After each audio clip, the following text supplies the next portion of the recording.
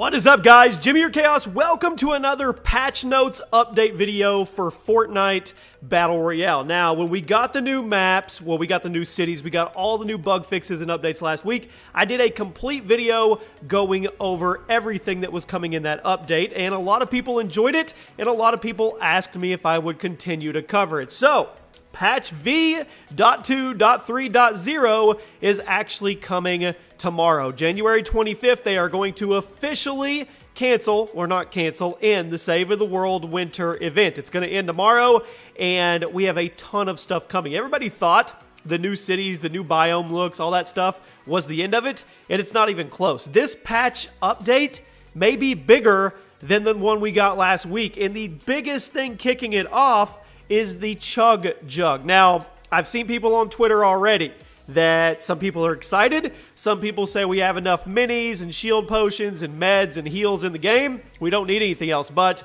I want to know what you guys think, because this is very, very interesting. So as you guys can see, I'll put a picture up on the screen here. This is a CHUG JUG. You have low HP, no shields, everybody around. If you can stay safe for 15 seconds, which is a ton of time to actually heal up, and you chug this bad boy, you are going to gain max health and max shields. This, to me, is going to be the most sought after, most powerful item in Fortnite Battle Royale, hands down. This is beyond OP. Now, I know they're balancing it out because you actually have to wait 15 seconds to chug this thing, and in that time, you could obviously get killed very, very easily, especially if you're in a big fight. But this thing is ridiculous. This is absolutely crazy. So I want to know what you guys think, but that's just the beginning.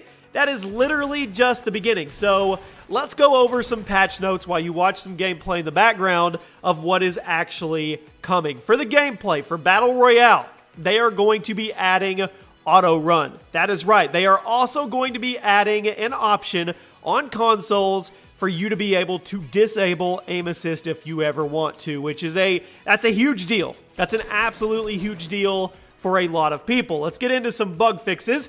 Wooden power poles no longer block buildings. Spike traps found in supply drops will now stack with other spike traps found elsewhere. That's pretty cool. The spike trap's effective range will now more accurately match the distance of a spike animation. It was kind of off in the past. The hitbox, if you will, for the spike traps was weird. The damage area was previously too large. Supply drops no longer hover above the ground after they land. I think that may fix the issue of people hiding in a supply drop, the whole glitch, where if it lands on top of you, you can hide in it. I don't know, though. They fixed an issue which prevented the shield potion and the slurp visual effects from playing when the player is already shielded. They fixed another issue that made the cozy campfire appear to be active after they were already expired. I've actually dealt with that issue myself. I was like, can I use it? Can I use it? But I couldn't use it. They fixed an issue which caused collision of eliminated players to persist for too long. Another issue which allowed players to hide inside of, there it is, hide inside of supply drops if the supply drop landed on a crouch player. Now, it's an issue, but it was really, really funny, and you could almost call it a type of strategy as well. So I get it, but I don't know. I thought it was pretty funny, but it was probably something that they needed to fix. They fixed an issue which allowed players to pass through walls as they edited them. They optimized the speed at which players can cycle building pieces under poor network conditions. So if you don't have a very sturdy internet condition, well, they're going to optimize it so you still at least have a fighting chance where you're going up against people like Ninja and all those guys on PC where they literally build in half a second. It's absolutely insane watching those guys. They fixed an issue which caused dropped items to fall off the edge of the map and spawn near a living player. And finally, kicking a basketball through a soccer net no longer counts as a goal. Soccer balls still count. I don't really know why this was an issue or why this was something that needed fixed, but okay, I think there's a spot, yeah, you could, there's a basketball goal in that school ground place. I guess you could kick it all the way into the building if you wanted to take that much time and kick it into the soccer goal. But okay, I guess somebody did it. They didn't like it, so they fixed it. Now, let's get over to weapons. Bug fixes for weapons. They improve the accuracy of grenade arcs. They fixed an issue which allowed players to switch between two scoped weapons without actually leaving the scoped view. That was something I know people were complaining about, and other people liked it. Players' weapons will no longer disappear for a short amount of time after the effects of the boogie bomb wear off. And finally, they reduced the delay between throwing a grenade and switching to another weapon. Now, there were some general bug fixes that they worked on as well. If you don't know what shadow play is, that's a way to highlight now. It now records players' knockdowns as well. Quitting a match early will no longer award stat or challenge progress. So progress will only be awarded when a player leaves after they are eliminated or after one. So if you bug out before you actually die, you are not going to get any stats or progression. So keep that in mind. Bug fixes in general. Players can no longer purchase the Battle Pass Time 10s tier bundle when at or above Battle Pass tier 65. They fixed this on January 19th's update, and they also are going to compensate the players that were affected them. They fixed an issue which allowed items in the locker to rotate on the wrong axis while spinning them, and they fixed an issue which caused the client to lock up after alt-tabbing on the PC. Now, while you're spectating, players will now be returned to scope view when the spectated player switches between scoped weapons instead of just being pulled into a third-person view. Brick building effects have now been fixed. Players can now mute party members from the lobby screen, which is absolutely amazing. And finally, players banned from voice chat can no longer use it on the lobby screen as well, which is a good thing. Some UI bug fixes that they took care of. They added auto-decline friend requests as a new option for PC players to their social widget, and when enabled, friend requests will be auto-declined. So enabling this option will decline all pending friend requests. So keep that in mind if you're not getting any friend requests and you're wondering why. Bug fixes. Friend and party invite notifications will now correctly appear for Battle Royale players that have never played Save the World. You no longer open the full screen map while spectating a player with the report menu up, and characters pose no longer resets after opening new widgets. Now let's look at some stuff when it comes to audio. They lowered the volume of the bus music and the sound played when jumping out of the bus.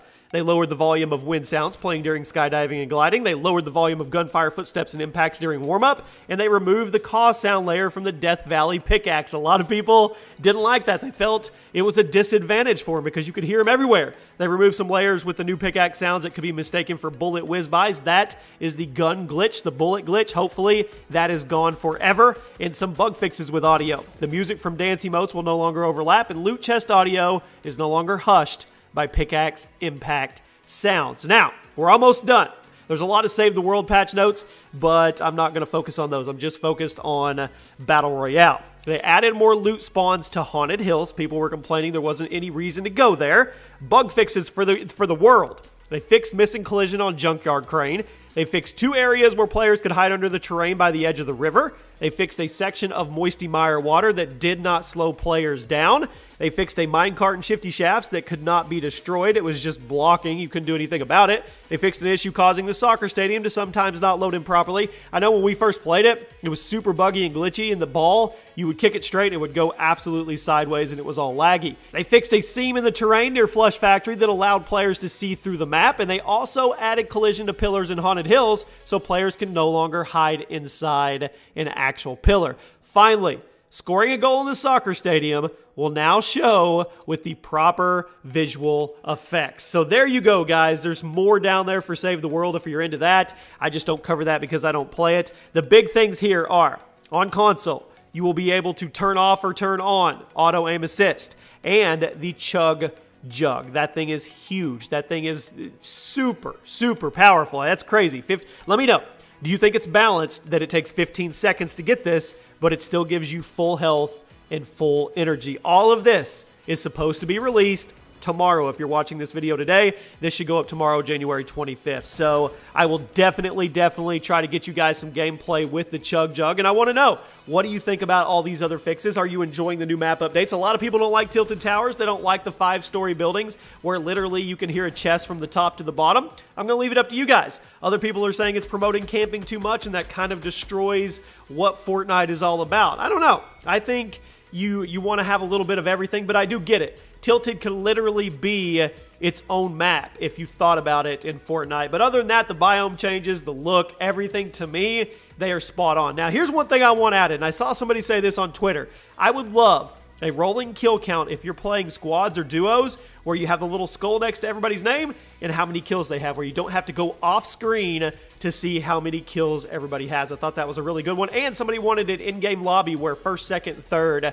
got a little bit of shine, if you will. So there you go, guys. That is your Fortnite weekly update when it comes to a huge patch coming, another huge patch coming. I mean, these dudes are on top of this stuff. So in the comment section, put any suggestions you may have, and I'll see you guys on the next video.